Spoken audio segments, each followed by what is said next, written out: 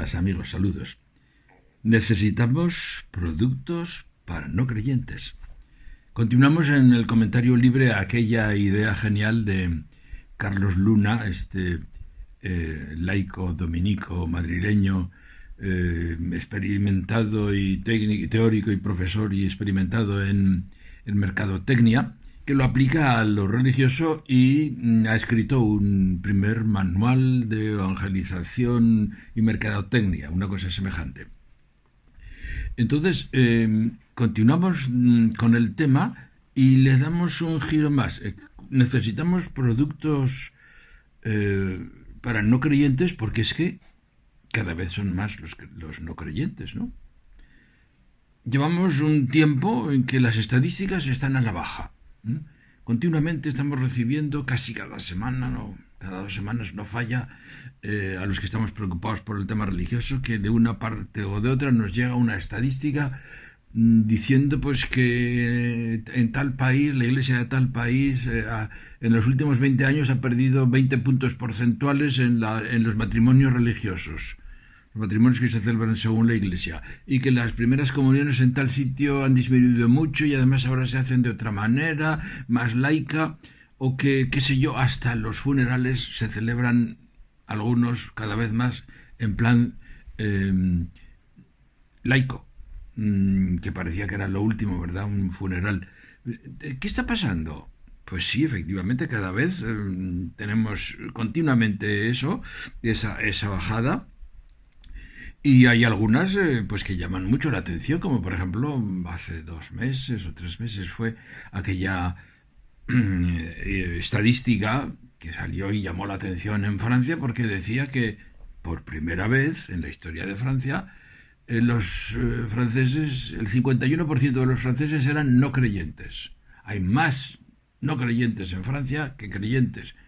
Entonces las estadísticas dijeron 51% de ateos. Francia no es católica. La Francia de Clodoveo, la Francia que había sido hija primogénita de la Iglesia, así se le llamó durante mucho tiempo en la Edad Media, ¿verdad? Un dicho muy antiguo.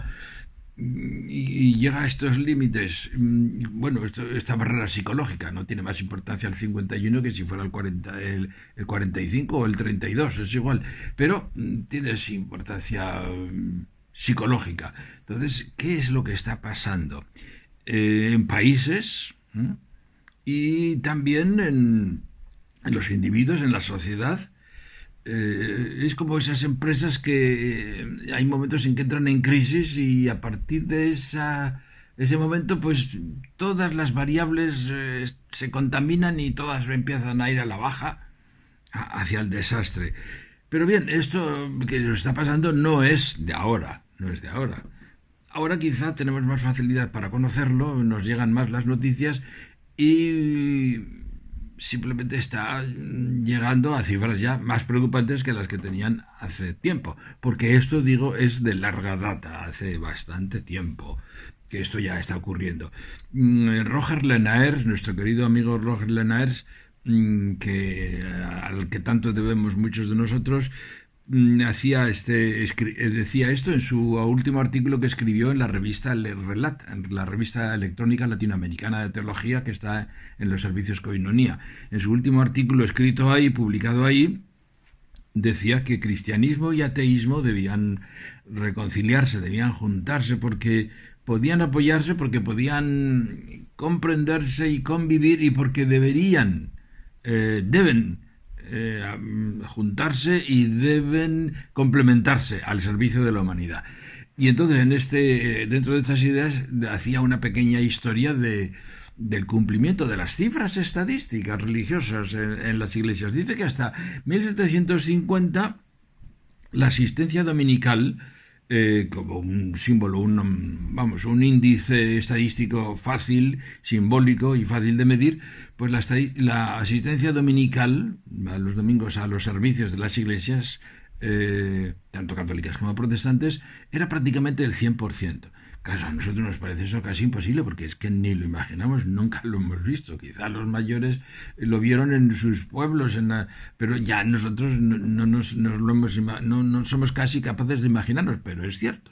es cierto. Durante unos 8 siglos, Europa ha sido cristiana y practicante al 100%, prácticamente desde el año 1000, es decir, poco después de Carlomagno. Carlomagno, el Imperio Sacro Romano Imperio Germánico, que tomó sobre sí el convencimiento de que formaba parte del deber de la autoridad el tratar de hacer que la sociedad fuera realmente cristiana y practicante, y lo asumió con todo coraje, con toda presión y con toda fuerza, ¿no? Fuerza social, presión, violencia también, ¿no? Entonces él fue prácticamente el que culminó la cristianización de Europa. No he dicho expresamente la evangelización porque aquello, digo, al ser con violencia y con presión social, marcada presión social, y con actitudes de la Iglesia pues un poco violentas contra los restos de religiosidad pagana o no cristiana sin más en la sociedad europea, pues realmente no fue una evangelización, no fue una buena noticia, sino que fue una cristianización de alguna manera impuesta. Pero pues de esa manera, que nos da pena hoy, pero de esa manera se consiguió la cristianización de Europa y funcionó durante unos 8 siglos, hasta 1350, dice Roger Lenaers, que es ahí cuando empezó la crisis de la modernidad, y para el comienzo del siglo XX ya había descendido a un 65% el porcentaje de participación en la Iglesia a través de esa asistencia dominical. Bueno, pues significa que un tercio de la población europea pues había o perdido la fe o llegado al indiferentismo o se habían vuelto ateos simplemente, pero fue una gran bajada, un tercio, ¿no? Pero ya de ahí pues hasta la segunda mitad en la segunda mitad del siglo XX todavía bajó hasta un 30%, más o menos, que significa que pues que otra tercera parte había disminuido y que pues había perdido la práctica religiosa, y las estadísticas bajaban y la Iglesia quedaba muy preocupada, era una mala situación.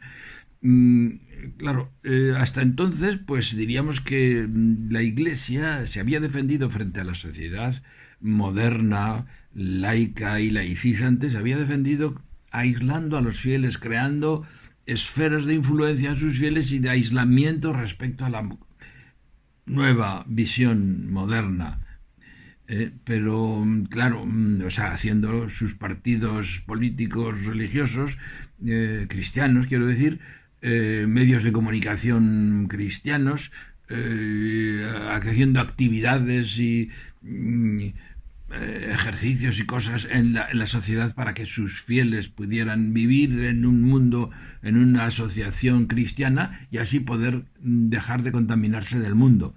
Recuerden que el mundo enemigo era uno de los enemigos del alma. El primero de los enemigos del alma era el mundo.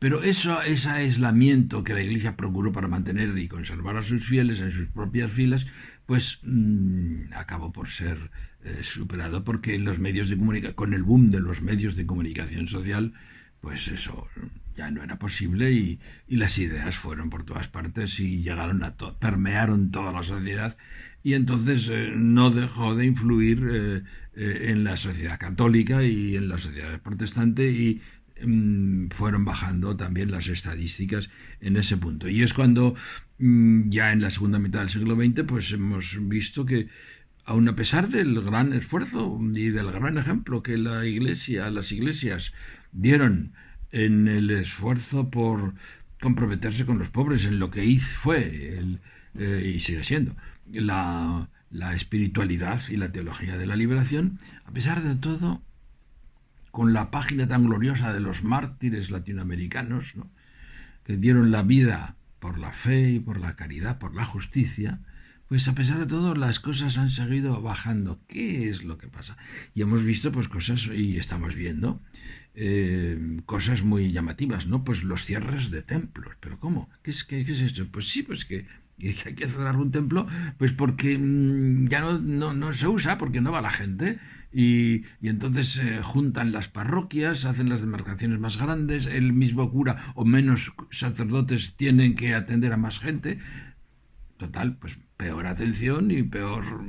Al final todo redunda negativamente. Las iglesias se cierran y es que no puede ser de otra manera, porque vean que un templo, y sobre todo cuanto más grande y más hermoso sea, pues casi peor, en este sentido, pues un templo no se puede tener sin uso, porque tiene muchos gastos, ¿no? La fábrica del templo, ¿eh? No solo el templo, el culto del templo, que el culto del templo no solo es las actividades cultuales que se hacen, sino el culto del templo que decía uno. ¿Quién es el culto? El culto soy yo, el clero, ¿verdad? No solo por los gastos del culto y del clero, sino por la fábrica, que eso no se puede mantener, tiene muchos gastos, obviamente, de mantenimiento, y solo si está rindiendo en alguna cosa se puede mantener, si no, un templo desocupado nadie lo quiere tener, es obvio, no se puede tener, hay que sacarle rendimiento para mantenerse. Entonces me dicen que vas por Ámsterdam actualmente y ves un montón de iglesias como en tantas ciudades europeas, pero un montón. Y sin embargo, pues la mayor parte están sin uso, están cerrados o están reconvertidos y entonces uno es un auditorio de música, otro es una sala de exposiciones, otro es un museo, otro es un restaurante y otro es un hotel y otro pues todavía no saben qué hacer porque como tiene un valor artístico están estudiando a ver cómo lo hablan con el Ministerio de Cultura. La Catedral de Utrecht se vendió. Simbólicamente, además, quiere decir que lo vendieron por 1 euro para decir que no era, querían hacer negocio, pero es que ya la iglesia no podía mantener eso. Entonces, y era una catedral pues de las más importantes de los Países Bajos, ¿no? De Holanda. Es decir, algo está pasando, y también no solo en las iglesias o los templos, sino también en las comunidades cristianas. Bueno, muchas comunidades están cediendo, comunidades incluso de base en América Latina, comunidades populares en Europa, que eran hace unos años y que por ley de vida no han aumentado, se han renovado, no ha entrado gente nueva, una gente joven y se están acabando. Y los números, las cifras de comunidades en todos los países europeos está bajando notablemente, pero también en las congregaciones religiosas. Entonces, pues ahora hablamos de los monasterios que se están cerrando, pero pues en España y en Italia, que son los dos países que tienen más monasterios, pues es que salen a uno por semana casi como mínimo, ¿no? Entonces esto no puede durar mucho, porque aunque había muchos monasterios, se están reduciendo drásticamente. Y las comunidades religiosas, ¿no? A veces se camufla o queda camuflado, no que se haga con ese interés, pero queda camuflado la baja en la forma como se plantea. Es decir, dicen, no, es que ahora nos hemos juntado tres congregaciones en una. Bien, bien, está bien, pero era así para resistir un poco más. A ver, con esto duramos 20 años más, por lo menos, quizá, ¿no? O bien nos hemos juntado en este edificio de 14 plantas, nos hemos juntado, pues, unas 20 congregaciones, para tener aquí los mayores y así tenemos las atenciones geriátricas, todo. Es decir, aquí estamos en una experiencia intercongregacional que suena muy bien, pero es una forma de morir juntos, como en el paso de cebra, según el chiste. Es decir, que las cosas están yendo mal y, bueno, Raymond Hosty, aquel libro famoso sobre las órdenes religiosas en Desclée de Brouwer, por hace ya unos 50 años o más, decía que 3 de cada 4 congregaciones religiosas que se han fundado en la historia de la Iglesia Católica, o de la Iglesia en general, 3 de cada 4 ya han desaparecido. 3 de cada 4, es un 75%. Y ahora están desapareciendo muchas otras, empezando por las pequeñas. Entonces, esto es una perspectiva que no cesa, que va bajando y que nos preocupa y que es de larga data. Y entonces hay que preguntar, pues, ¿qué pasa aquí? ¿Por qué hay cada vez más no creyentes? ¿Por qué las filas de los creyentes están disminuyendo? Necesitamos productos para no creyentes porque cada vez son más. Y porque los productos que manejábamos son para creyentes, han sido siempre para creyentes y hemos trabajado siempre con los convencidos y dando por supuesto que están convencidos. Entonces, nuestros productos no sirven para los no creyentes. Además de que se van, además no hay nada para atenderles o para seguir un contacto con ellos. No, no hay nada. Necesitamos productos para no creyentes, decía la idea de Carlos Luna. Quiero decir que esta situación es bastante más notable, cuantitativamente mucho más importante que la que dijo Jesús, porque Jesús dijo aquello de que el pastor, el buen pastor, cuando tiene sus 100 ovejas y ve que falta una, pues un buen pastor lo que tiene que hacer, decía Jesús, es dejar las 99 bien cuidadas para que no les pase nada, ¿verdad? Pero irse a buscar la perdida. Pero es que ahora es al revés. Las 99 no son las del redil, las 99 son las que están fuera. Y el pastor está pues ahí con su oveja, la oveja fiel, y las 99 están fuera. Pero no es que estén fuera porque están ausentes temporalmente, una baja laboral o de enfermedad, sino que es que se han marchado, se han fugado, no quieren estar. Han ido a buscar otros pastos y no les gusta el pasto que les daban en el redil.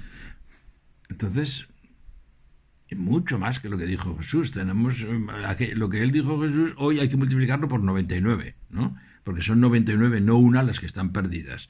La Iglesia ha seguido muchas veces, hemos seguido con la oveja, la buena, la oveja, no la oveja negra, sino la oveja buena, la oveja fiel, la oveja nunca perdida, y nos tenemos que ir por las ovejas 99, las 99 ovejas perdidas. Hay más ovejas fuera que dentro del redil, ¿no? Y entonces es, claro, pues es lo que dice el Papa Francisco. Una iglesia en salida. El buen pastor tiene que estar en salida. El buen pastor y todos, porque todos somos responsables de alguna manera de todos. Luego todos somos pastores de los demás. Entonces tenemos que estar en salida. Pero claro, esto no lo ha dicho el Papa. Esto es de siempre. Esto es de toda la vida. Y hasta Jesús es el primero que dijo que hay que ir a buscar la oveja perdida. Iglesia en salida también nos lo dijo de alguna manera bien claramente el Vaticano II, ¿no? Se decía que entonces lo que había era una pastoral de mantenimiento, pastoral de cristiandad, eso suena mucho, ¿verdad? Pastoral de cristiandad era el supuesto medieval de que, es que decíamos antes, que la iglesia, la sociedad es cristiana, bueno, hay gente que falla, pero bueno, la iglesia es cristiana, entonces lo único que hay que hacer es atender esto, el mantenimiento, poner pienso a las ovejas, es decir, atender los sacramentos, atender a los enfermos y tal, pero todo va bien, o sea, no hay más problema.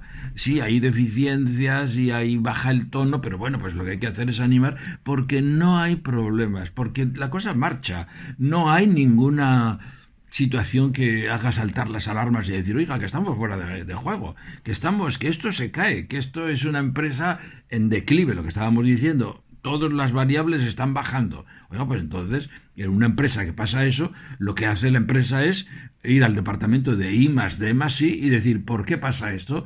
¿Cuáles son nuestros productos? ¿Por qué nuestros productos no se venden? ¿Y por qué no tenemos, qué tenemos que hacer para superar esta situación? Porque a lo mejor estamos una empresa que está produciendo una cosa muy buena, pero desde hace mucho tiempo y siempre igual y siempre igual. Y claro, las cosas han cambiado y ahora hay muchos otros productos y la gente pues escoge otras cosas, ¿no? Y nos vamos quedando sin nada porque siempre estamos con nuestro producto, nuestra primera línea sin nuevas líneas de producción. Entonces, si no diversificamos el producto, decíamos en el vídeo anterior, si no hacemos alguna novedad, si no escrutamos el mercado para ver qué nuevas necesidades hay y a qué nuevas necesidades debemos responder, pues nos quedaremos con la de siempre, con la oveja sin más, ¿verdad? Con la oveja siempre fiel. Ya esto, os digo, es muy viejo y no es solo el Vaticano II. Antes del Vaticano II podemos reconocer aquel libro famoso de Francia, País de Misión, ¿verdad? Que fue pues por los años 50, que declaró que la hija católica, la hija primogénita de la Iglesia Católica, de Francia, pues era un país de misión. A continuación salió otro libro semejante, España, país de misión, y probablemente la idea cundió en todas partes. Eran las alarmas que ya se encendían y que ahora tendrían que estar mucho más fuertes y mucho más sonoras y mucho más encendidas. Yo estoy recordando que en Quebec, Canadá, mm, después de la Revolución Tranquila, aquella revolución tranquila que se llamó, que fue un fenómeno social, una mutación, que pues a partir de los años, bueno, pues hay diferentes dataciones, pero casi coincidió con después del Vaticano II y la Feria Mundial Internacional o Internacional Mundial, la Expo, que se vivió en Montreal, que hubo unos cambios, no se sabe bien por qué, en la sociedad, en el despertar, en la conciencia, en la transformación cultural, que hicieron que aquella que llamaban la Priest-Driven Province, no solo la Belle Province, la bella provincia, sino la provincia dirigida por curas, la Priest-Driven Province, pues que aquello pues cambiara y que en unos pocos años, pues una década o dos, como quieras mirarlo, pues bajó la población, la participación católica de la sociedad bajó a niveles de, eso, de una cifra, de un dígito.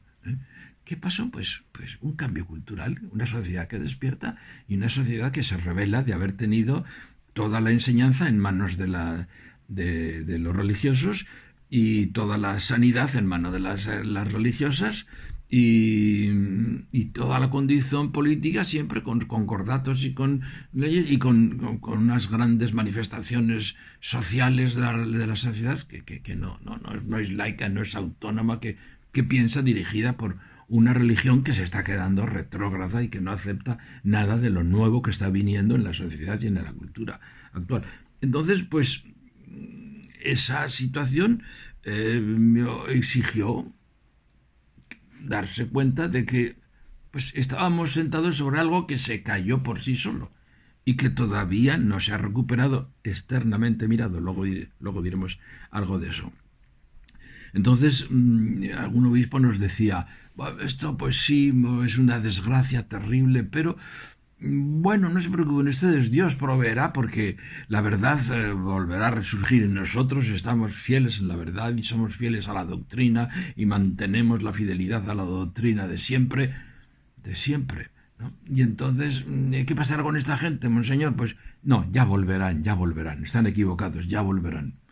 Bueno, es el colmo de pensar que entonces estamos en otro mundo. No solo no tenemos productos para no creyentes, sino que es que no tenemos casi capacidad para darnos cuenta de que los necesitamos. Pues hay que ir a evangelizarlos, pero entonces cabe preguntar, productos para no creyentes. Vamos a los no creyentes, ¿no? Estos productos, esta salida es hacia los no creyentes, luego hay que pensar en ellos. Entonces, a lo mejor hay que ir de otra manera, como hemos ido siempre, ¿no? Hay que ir para decirles, oiga, vuelvan. Bueno, Jesús en aquel tiempo no tenía que hablar de los cambios sociales, pero quizá hoy sí que lo haría, ¿no? Entonces era llevar las ovejas de nuevo al redil, pero es que las cosas han cambiado tanto que a lo mejor pues ya no se trata de traer las ovejas de nuevo al redil, sino darse cuenta de que es que el camino sigue por ahí, es que esta nueva etapa de estas nuevas ovejas que quizá dejan de ser ovejas, dejan de ser mansas y sumisas y se hacen subjetivas y personalizadas, ¿no? Pues ya el camino sigue por otro sentido. Entonces hay que ir a los no creyentes, pero no para volverlos atrás, sino para reconocerlos. En primer lugar hay que ir con otra actitud y habrá que ir y decir, oiga, primero quiero escucharle. Usted, tengo entendido que realmente pues tuvo que hacer un gran esfuerzo para dejar la iglesia, que era la cuna de su fe y era la historia de su familia, de su linaje, de los abuelos de sus abuelos, ¿no? Y sin embargo usted ya no podía aguantar y le costó mucho dar el paso y ser sincero y ser coherente. Oiga, yo me quito el sombrero y le confieso que le admiro.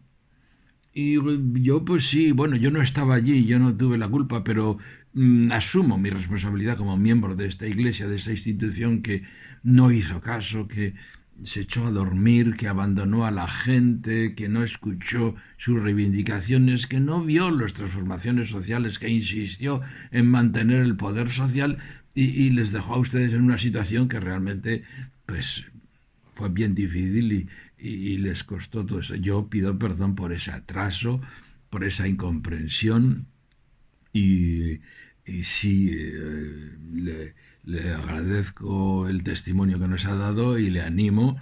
Y vea, estamos intentando hacer unos productos nuevos, ¿eh?